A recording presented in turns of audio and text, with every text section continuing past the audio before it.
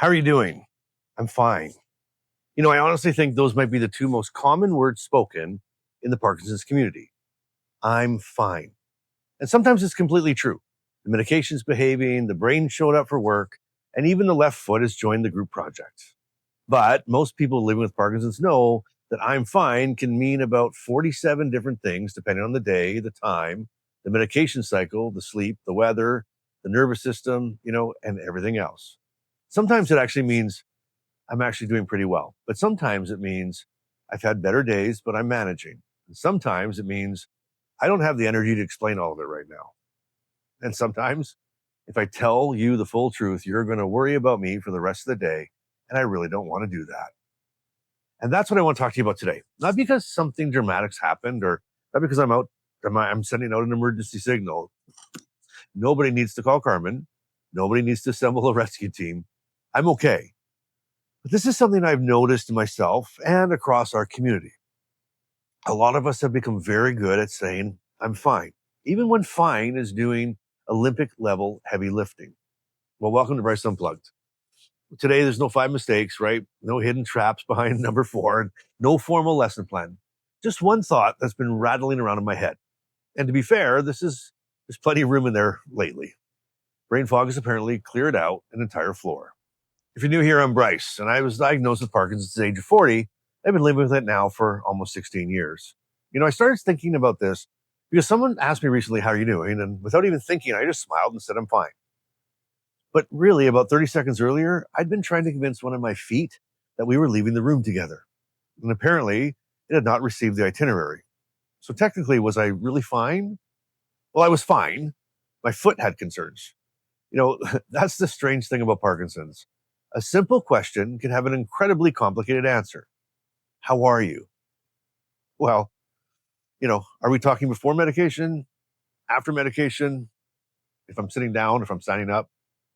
Are you asking about me physically, me emotionally? Are you asking about this morning or right now? Or are you asking about 20 minutes from now? Because really, those could all be different answers, couldn't they? Parkinson's can change so quickly that sometimes you give an honest answer and it becomes outdated before the conversation is over. I'm doing pretty well. Then you stand up. Correction. We're developing a situation. I think people living with Parkinson's become translators, not translators of language, but translators of experience. We take something complicated and unpredictable and we squeeze it into a response that's supposed to last 3 seconds. How are you? I'm fine. Translation? My medication was slow this morning. I barely slept. My back is stiff. My shoulders feel like someone replaced it with a huge rusty hinge. My anxiety has invited itself over and apparently plans to stay for dinner. But we are standing beside the tomatoes from the grocery store and I don't feel like delivering a full neurological briefing. Tell me I'm not the only one. Drop a me too in the comments if you've ever said I'm fine, because the real answer would require charts, diagrams, documents, and probably a neurologist standing nearby with a laser pointer. And I have a feeling there will be a lot of me too's in the comments today, because I don't think most people are pretending. I think they are translating.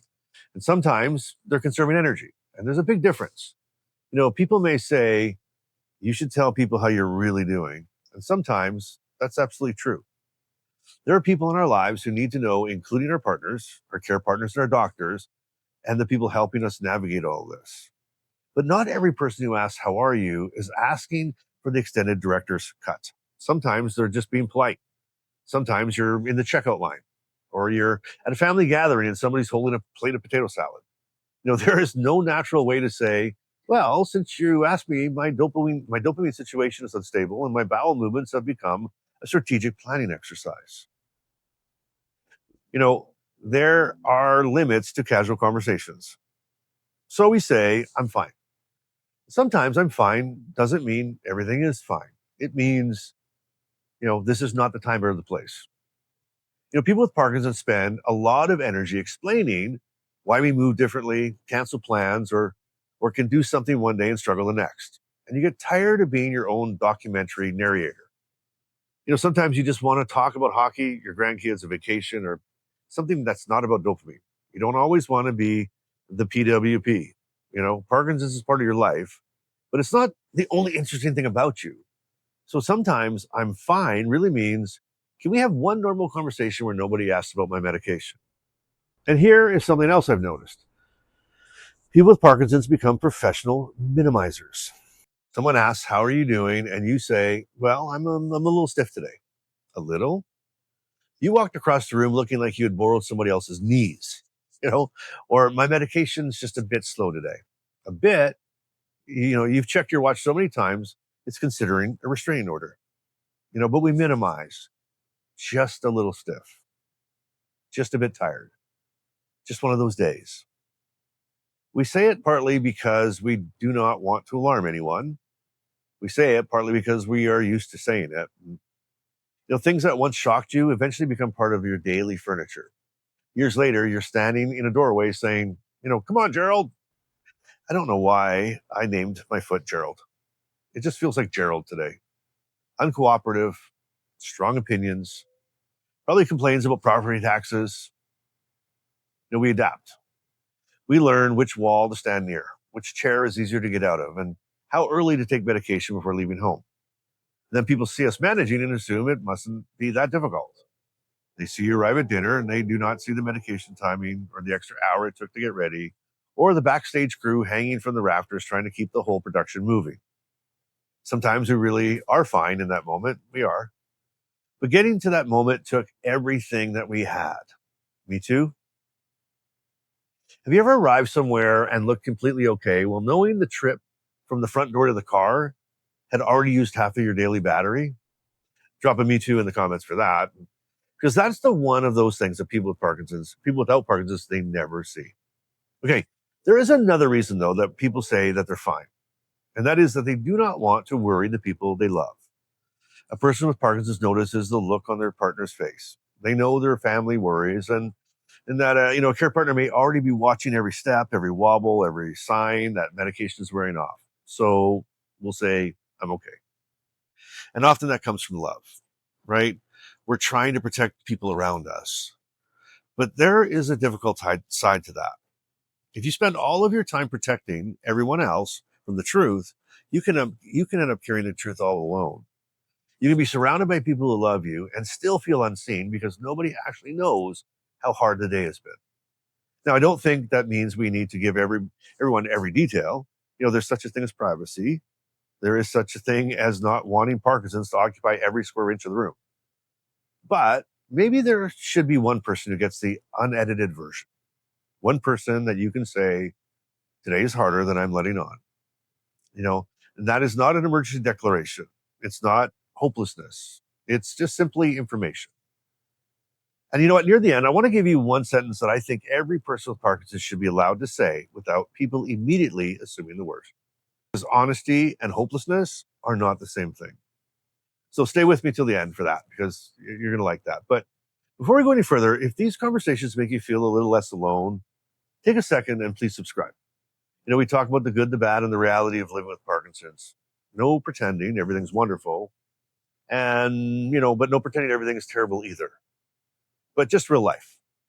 And apparently a growing number of disputes between me and Gerald, my left foot. I don't know why I called it Gerald. Anyway, now sometimes people say I'm fine because they know what happens when they say they're not fine. That's when the advice department opens.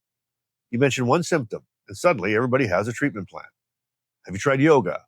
Have you tried turmeric? Have you tried celery juice? Or, this one, like, hey, my neighbor's cousin stopped eating tomatoes and now he can play the accordion. Well, that's wonderful. I could not play the accordion before Parkinson's, so I'm sure that is not going to be my clinical outcome that I'm looking for. The advice department never closes, right? No qualifications required. And then someone says, hey, you need to stay positive. Thank you. I had completely forgotten that positivity existed. Please send 2 units of positivity directly to my brain. And mark that per package urgent, please. And you know what? Make sure someone signs for it because deliveries have been unreliable lately. Most people mean well. They feel uncomfortable because someone they care about is struggling and they want to make it better. Advice gives them something to do. But sometimes the person with Parkinson's is not looking for a solution. We're not. Sometimes we simply want someone to say, that sounds hard. 3 words, that sounds hard. No fixing, no supplement, no story about someone's neighbor, just acknowledgement. There's something powerful about being believed without having to prove you're tired enough or submit your symptoms for committee approval because someone simply heard you. And I think that's what a lot of people with Parkinson's, what we really want. We don't want pity. We don't want panic. We don't want a motivational speech delivered by someone who slept 8 uninterrupted hours. Damn them. We just want understanding. Have you tried to share that you were having a hard day only to end up comforting the other person because they became worried? Say you say something like, I'm struggling a little today, and suddenly you're saying, no, no, no, no, I'm okay, really. Don't worry, everything's fine. It's okay. I didn't mean to bother you. Now you're managing your symptoms and you're managing their emotions. You started the conversation needing support and you finished it running customer service. If that's happened to you, type me too. It happens to me all the time. They simply love you and they feel afraid, but it helps to explain why some people stop opening up. Because sometimes we think it's just easier to say I'm fine, and sometimes it is easier, but easier is not always better. I think the key may be that learning how to tell people what we really need, because the people around us often are guessing, and they're not mind readers. Even though care partners occasionally develop a suspicious ability to know you're having an off period before you admit it, you can say, I need help, or I need a distraction, or I don't need a solution. I just need you to listen. And that sentence will save you a lot of frustration. It gives the other person a job. And people like jobs. They do better when they know whether they are supposed to listen, help, distract, or make tea. Without instructions, many people default to turmeric. So give them a job. And we also need to look at the pressure people put on themselves. Because sometimes the pressure to stay positive is coming from the inside. Other people have it worse. I should be grateful. I've lived with this for years. I should be used to it by now. I don't want to complain, but Parkinson's does not become easy simply because it becomes familiar. You can understand what's happening and still hate dealing with it. You can be grateful and you can be frustrated at the same time. You can love your life and dislike what Parkinson's does to it, parts of it, at the same time. You can laugh in the morning and have a terrible afternoon. You can have hope and still say today was awful. Those things don't cancel each other out. We're not traffic lights. Although some days I do feel like I am blinking yellow and someone should approach with caution. I think people sometimes confuse honesty with negativity. They hear someone say, I'm tired, and they think, oh gosh, you can't give up. Who said anything about giving up? They said they were tired. And people are allowed to be tired. Or, they hear, this is hard, and respond with, you have to stay positive. A person can be positive and still recognize reality. Hope does not require pretending. Hope can handle the truth. Hope can sit beside a bad day and say, this was hard, but tomorrow will be different. And that is still hope. Sometimes hope is taking the next dose, asking for help, or canceling a plan before you completely flatten yourself trying to keep it. And sometimes hope is saying, I'm not that fine today. That brings me to a sentence that I promised you. I walked right into this. I think every person living with Parkinson's should be allowed to say this. Today is hard, but that does not mean I've lost hope. Today is hard, but that does not mean I've lost hope. A hard day is not surrender. Frustration is not failure. Telling the truth is not the same as giving up. People with Parkinson's should be allowed to talk honestly about what the disease is doing without everybody assuming they're falling apart. Sometimes they're simply reporting the weather. And Parkinson's weather is strange. We know that. Sunny with the chance of freezing.